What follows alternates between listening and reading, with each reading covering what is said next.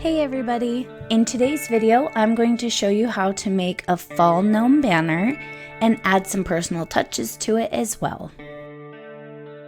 Beginning in Design Space, I'm going to show you how I got the gnomes into Design Space by clicking Upload, Upload Image, Browse, and then right here's the folder that has all of them. I'm going to sort by file type and then select the one that I want to import. They are large, and so it's going to ask me every single time if I want to continue.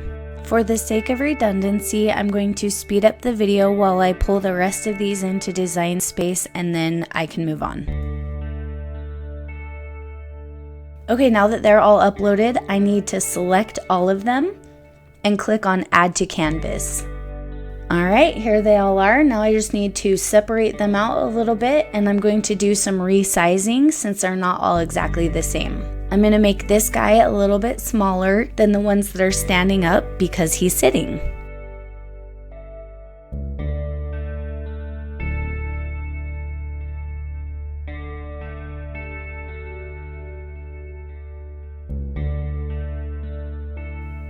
I left this one a little bit small because I wasn't sure how sizing was going to work with the tree stump, and so I think a little bit later I do a little more resizing with it. And then that last girl gnome, I left her a little bit smaller too because she is smaller.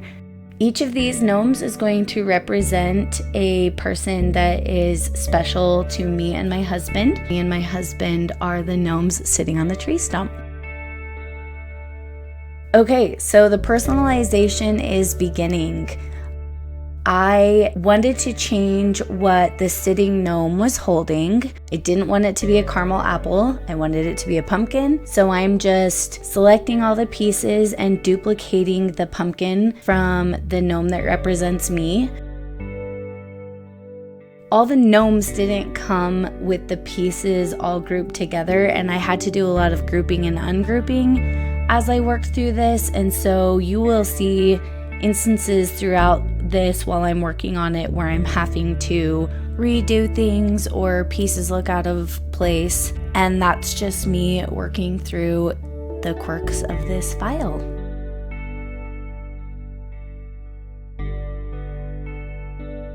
What I just did right here was I right-clicked and brought the glove to the front so that I could just make sure my placement of the pumpkin was where I wanted it to be.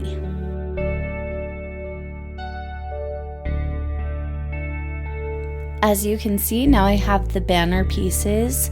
I don't know where the footage for adding that went, so here we are. I am just going to spend a little bit of time here looking at sizing and just making sure everything looks and fits how I want it to on those. And then I am going to get to doing some personalization.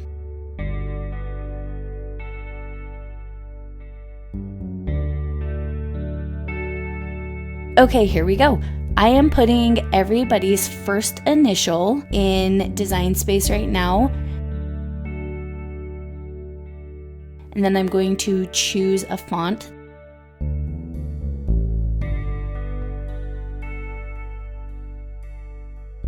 Now I'm ungrouping to letter so that I can move them all around to the different gnomes and fit them on their hats where I want them to go.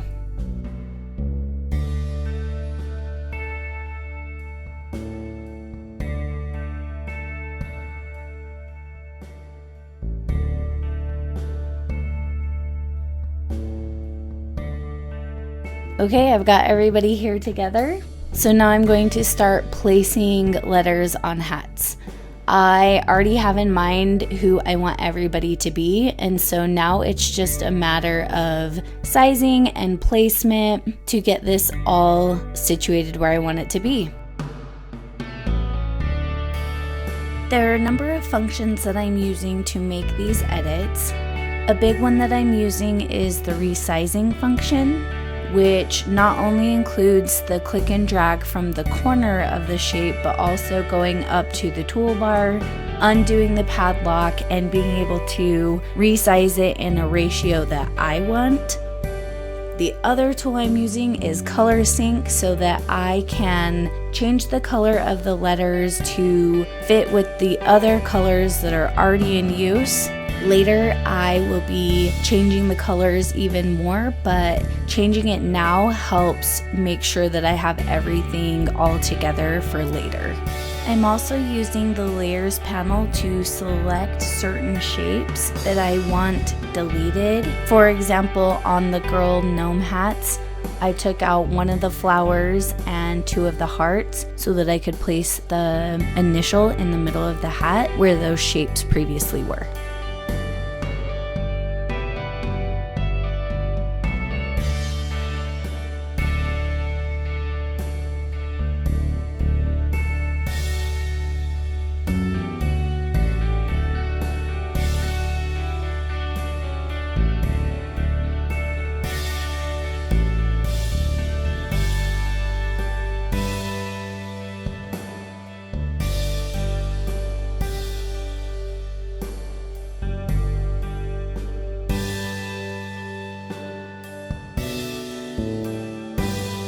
Now that I have things generally where I like them, I'm clicking on Make It because I want to see how many mats I need to cut for this project. As I'm scrolling and scrolling, I'm realizing I have way too many colors and I need to pare it down. And magically all their colors have changed. So yeah, I did leave out the majority of the color changing footage. It is no different than what you saw me doing earlier. I used the color sync panel and I basically just kept moving things and getting rid of colors by combining things. There were a lot of oranges and reds that were very similar, so all of those got smushed together. What you're seeing me do here is I'm creating another girl gnome.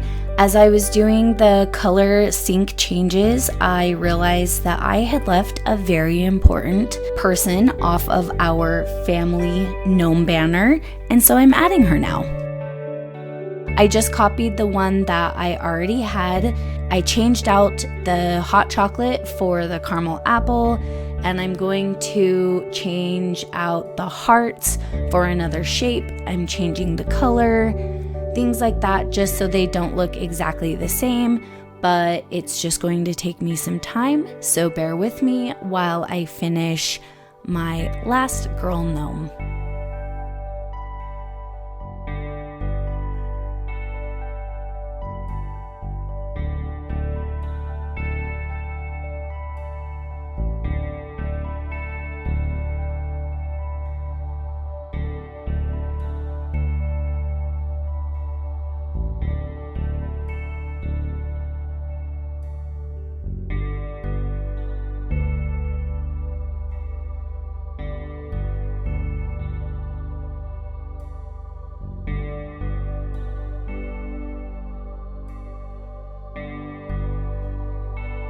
I am selecting every color that is the same on each gnome and I am attaching them so that when I cut them out with my Cricut, they stay in the spot that they're currently in rather than arrange automatically in a way that the program thinks makes sense.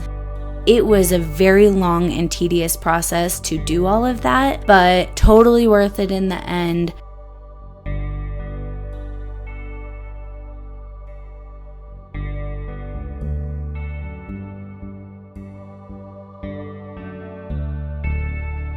The next thing I'm going to do is arrange everything on the mats after clicking Make It.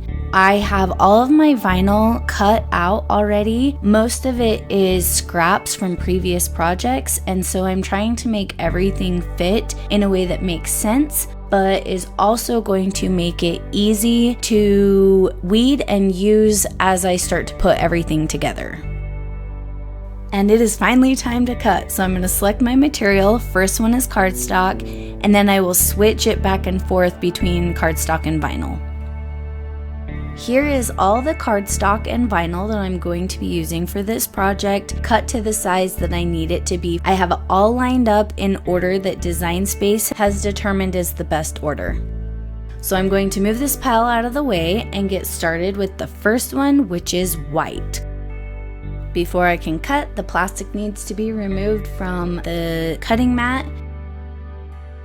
When I remove cardstock or vinyl from a mat, what I always do is flip it over and roll the mat away from the cardstock.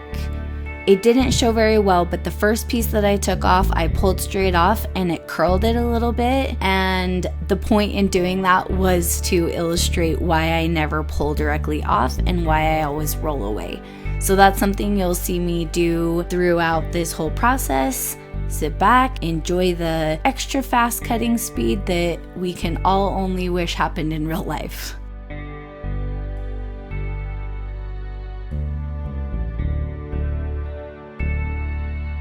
As a note of interest, the tweezers that I am using for weeding are from Tech Wrap Craft, and they are super sharp at the point and they are so awesome. So if you're interested, check them out.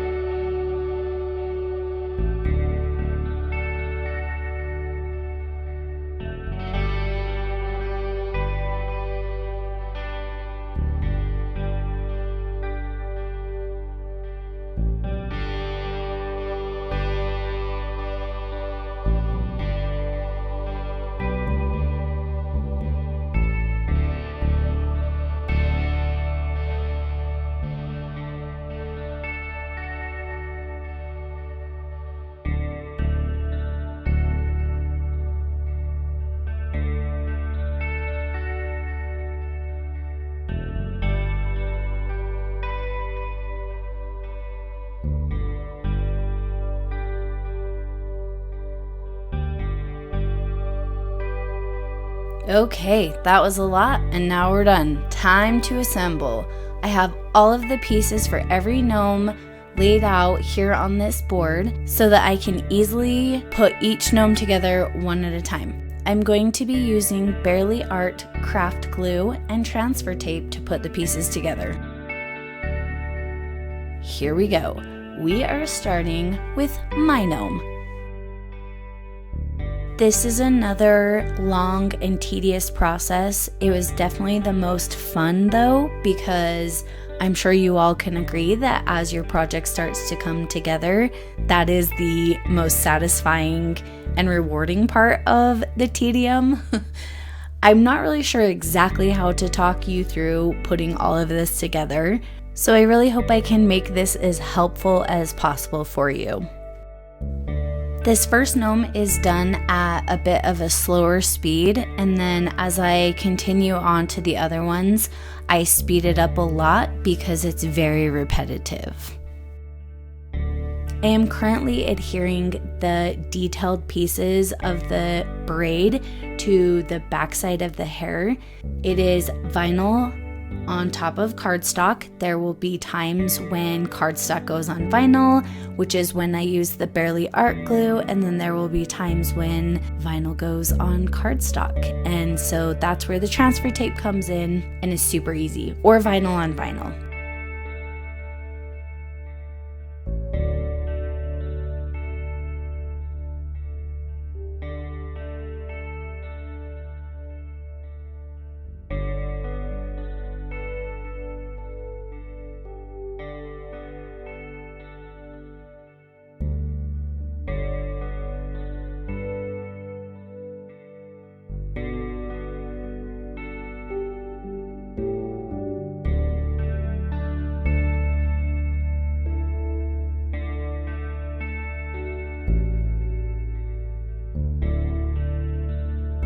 For this pumpkin, the orange vinyl that I'm putting on top of the base cardstock of the pumpkin, they're very similar in color, and I knew that from the beginning, but the reason why is I just wanted to give the pumpkin a little bit of dimension. I wasn't going for anything crazy, and I was super happy with how it turned out.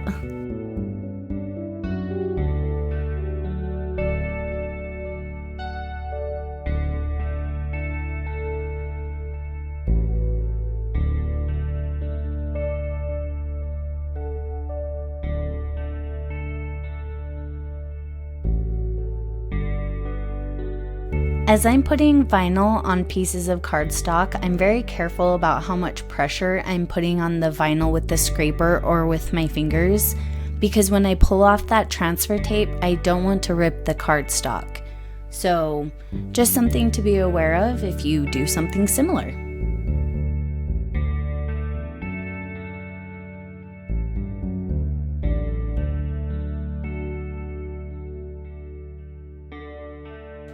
This little glove right here got cut in half during the cutting process, and I could have recut it, but I decided to just go with it and use it and let it be, and I think it ended up being okay in the end.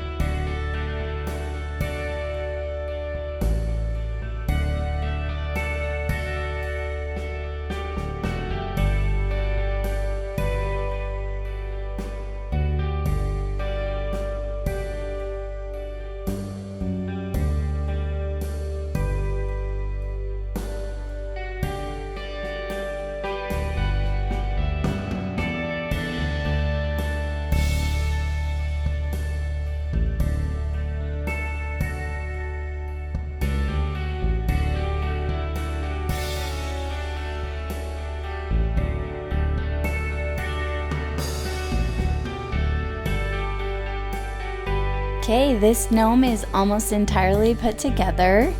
I can't do anything else on this one yet because I need the pennant of the banner to complete it, and so I'm going to move my husband's gnome and then I can finish everything up and put them all on. So enjoy as I work through that.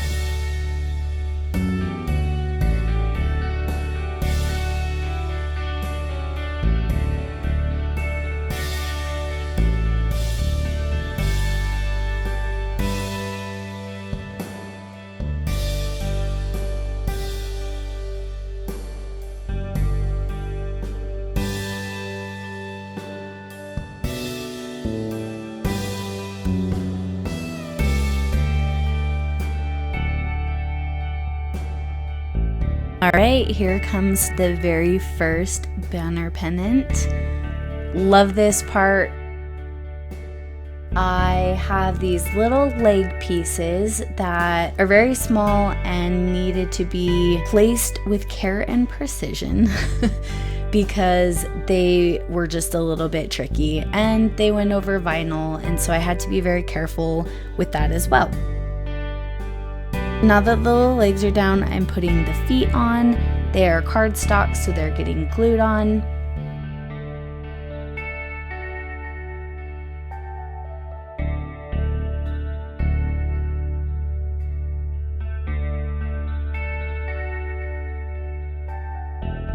Now the body will go on. It will get glued because the majority of it is cardstock.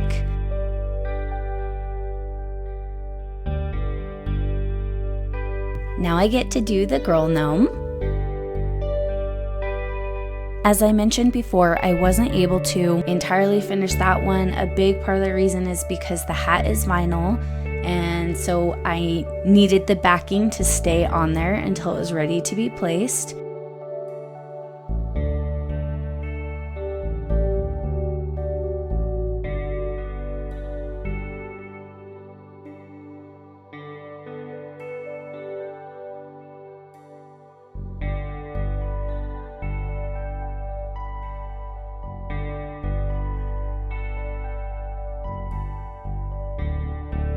And then the rest of the gnome body will go on. I'll put glue on the body, and then of course the hat will self-stick.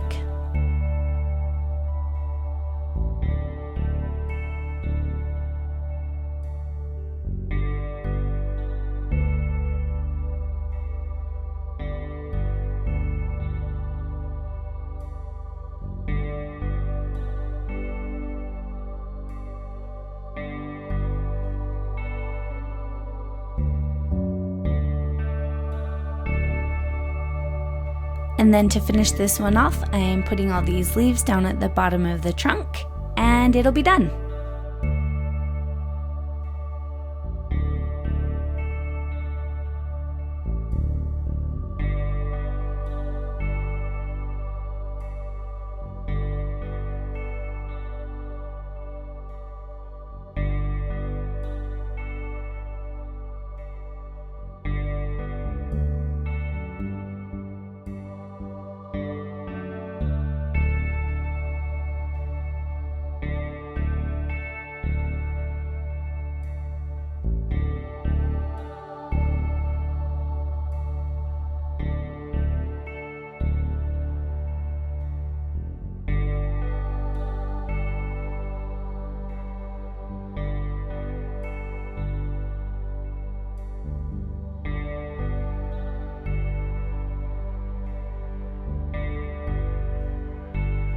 Now that that's done, I'm going to let you just enjoy watching the rest of it get put together without having to hear from me.